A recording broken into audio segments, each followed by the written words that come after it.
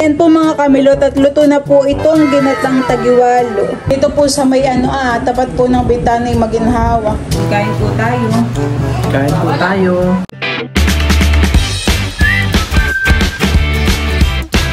What's up mga kamilot? Welcome back sa aking channel. Sa today's vlog po ay bali si Bal po ngayon ipapunta po sa Barangay Ilog at meron pong pa-seminar ang tati. Yun po yung tungkol po sa mga pag-aalaga po ng mga isda. Yun po yung may mga palaisdaan. Ay si Bal po yung pina-attend po ni Papa. Bali mamaya naman po ay si Papa ay magluluto rin ng ginataan pong tagiwalo. Po, bali nandito po ako sa cover court. Ako po ay pina-attend ng Papa sa seminar po para sa pag-aalaga po ng mga hipon or bangus.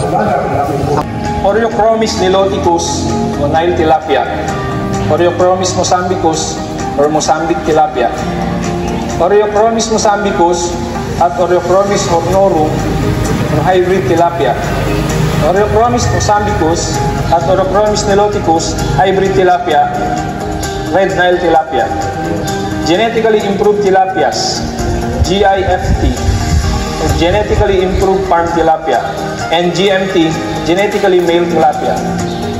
Maaari ding makabili ng tilapia fingerlings mula sa BIFAR, freshwater fish farms, hatchery at nursery operators sa buong Pilipinas na matatagpuan sa probinsya ng Isabela, Nueva Vizcaya, Nueva Ecija, Pampanga, Laguna, Bohol, Tacloban, South Cotabato, Davao Region.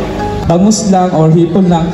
Pero this time, we recommend na mas yung speaker natin, mas gusto niya siguro yung polyculture system para yung, especially sa profit, mas madoble natin yung kita and then ma-maximize natin yung area mismo. Ano po yung tinatawag nating polyculture system? Ito po, culturing more than one species in an environment.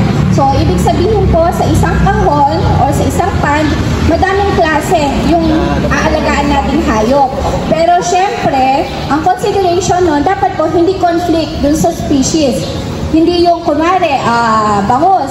Meron po kasing species na carnivorous, like sea bass. Highly carnivorous po yun. Kumakain siya ng kapwa niya isda. So, hindi mo siya pwedeng isama sa bangus. Ayan po, natapos na po yung seminar. Bali, saglit lang din po. Yan po mga kamilot at nandito na po si Bal. Kadadating laang po. Yung mga napagmitingan ay sabihin mo na lang kay Papa. Yan na may tungkol lang sa mga pag-aalagahan at saka yung tamang pagpapakain ng mga bangus, tilapia. Tingin. Yun. Uniform. Meron pong binigay sa kanilang long sleeve. Open mo daw. Tingin daw.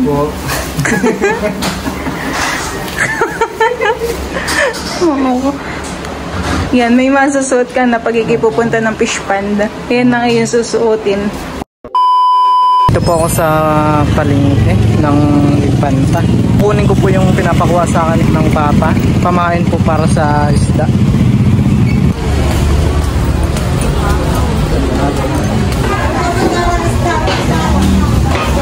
Bali, ayan po yung pinapakuha sa akin ng Papa. Pamain daw po para mga pamain daw po. At ihuhulog doon sa fish pond. Nandito na po ako sa fish pond. Bali, isa ko lang po muna dito. Wala po ang Papa dito. Bali, nasa nakar po sila. Dito ko po iahagis yung mga bituka po.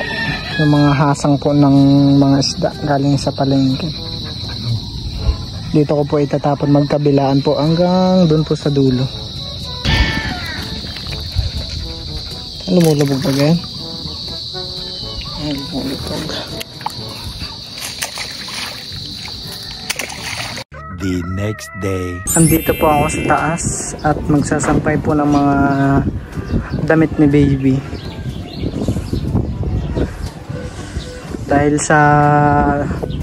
Dahil sa baba po ay meron pong ginagawang bahay. Bali, ayan po sila. Maginawa po. Medyo mainit. Mahangin na mainit. Malapit na rin pong matapos yung bahay ni Tita Adjaw.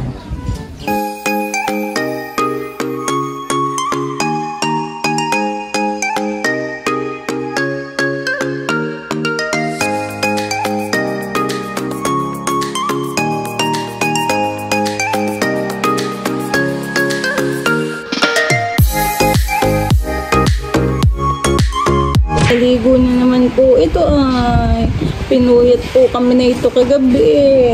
Inaantok po ang aming bibi na ito. Inaantok po si Teo. Inaantok po itong aming bibi na ito. Ay, inaantok po. Ay.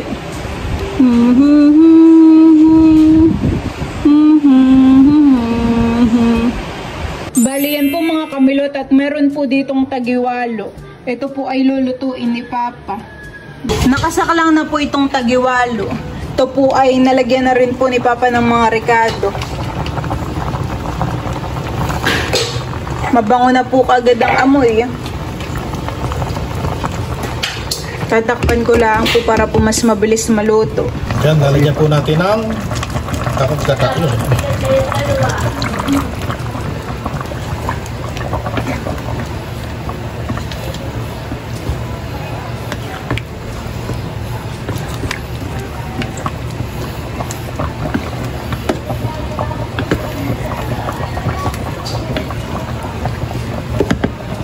Yan po mga kamilot, at luto na po itong ginatang tagiwalo. Naki po'y masarap. Malapot po ang sabaw, gawa po na yung gata.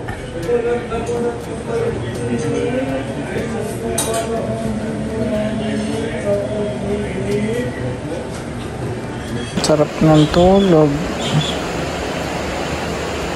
May kagulo pa ba? Sarap naman ng tulog ng baby na yan.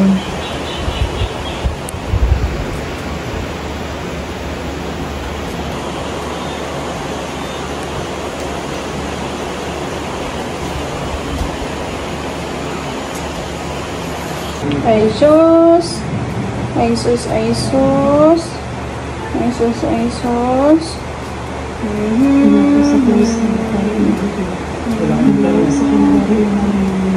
Ay, na-smile.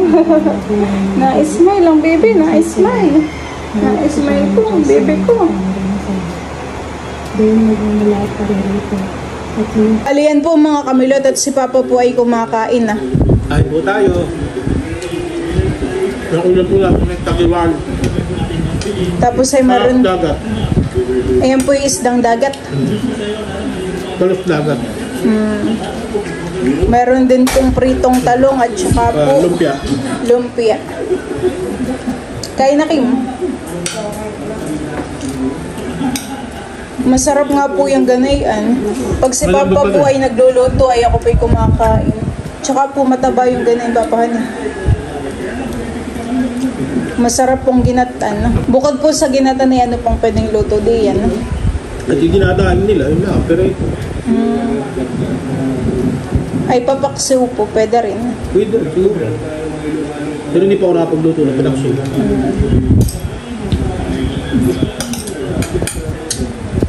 Dito po sa may tapat po ng bitana yung maginhawa. Pumapasok po ang hangin. Marami po yung niluto mong ganayan. 2 kilo yata yun. Mamaya po bagay mag-inom sila Kuya Edgar. Pagmulutan na din po, han.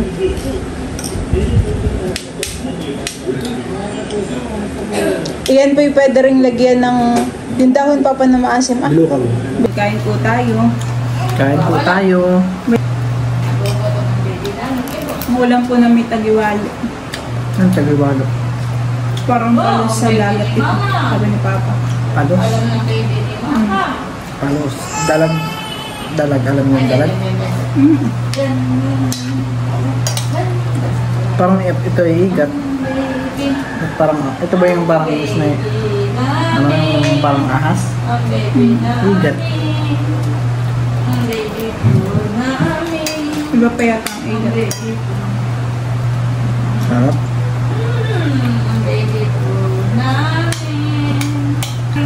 Kaya siguro ako mabilis mabusuli ako yung may magandang maraming tubig. Namatay ang ilaw.